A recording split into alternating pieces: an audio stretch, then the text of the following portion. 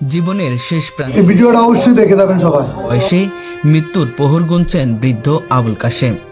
মসজিদের পাশেই টিনের মোড়ানো একটি জীর্ণ শীর্ণ ঘরে জীবনের শেষ নিঃশ্বাস ত্যাগের অপেক্ষায় কাটছেন তার দিন। শক্ত কাঠের পুরনো চৌকিতে পড়ে আছেন, গায়ে এক ছেঁড়া লুঙ্গি, সেটি তার পরিধান, আর সেটি তার কম্বল। শীতের রাতগুলোয় কাঁপতে কাঁপতে লুঙ্গিটা আরো শক্ত করে জড়িয়ে নেন শরীরে, কিন্তু তাতেও ঠান্ডা আটকানো যায় না।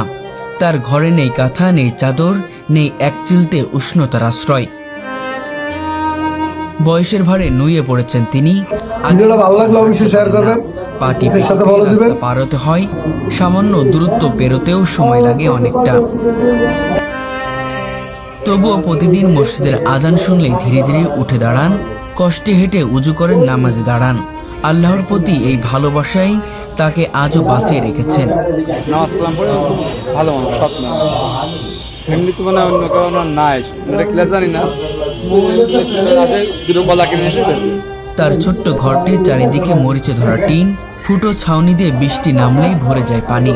ঘরের মেঝে কাদা, দুর্গন্ধ আর স্যাঁতসেঁতে পরিবেশে ভরা।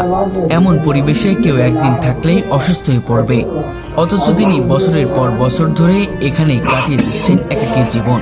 ভিডিওটা ভালো লাগলে অবশ্যই শেয়ার করবেন, এর সাথে ভালো দিবেন। চৌকি আর কিছু সামনে এরকম নতুন ভিডিও পেতে হলে অবশ্যই আমাদের সাথে থাকবেন। নিস্তব্ধতার বাইরে বাতাসের আওয়াজই যেন তার একমাত্র কথা বলার বন্ধু।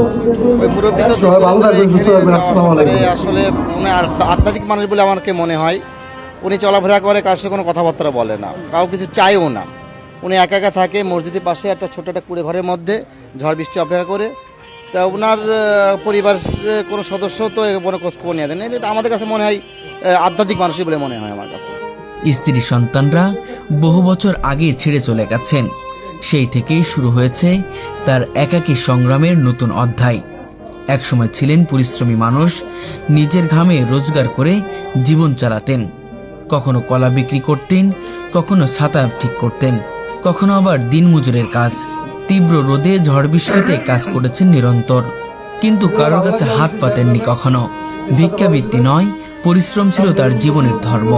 এখন আর সেই শক্তি নেই শরীরে, পায়ের নিচে মাটি কাঁপে, চোখে ঝাপসা দেখেন। শরীরের ব্যথায় রাতে ঘুম আসে না, তবু অভিযোগ নেই তার ঠোঁটে। এখানে আমরা তো 15-20 বছর ধরে দেখছি। আমরা এই বাজারে যতদিন আছি, আমি 20 বছর ধরেই দেখছি এখানে। চিনি, এই যে এইভাবেই পথ চল্লি হিসাবে চিনি, আসে যায় এইভাবেই বেড়ায়। কোথায় থাকে কি করে এটা আমরা সঠিক জানি না। আসলে পারে কিছু খাতে দিলেও তিনি খায় না, আর তার নেয়ও না। যদি কোনো সময় মন চায় তাহলে নেয়।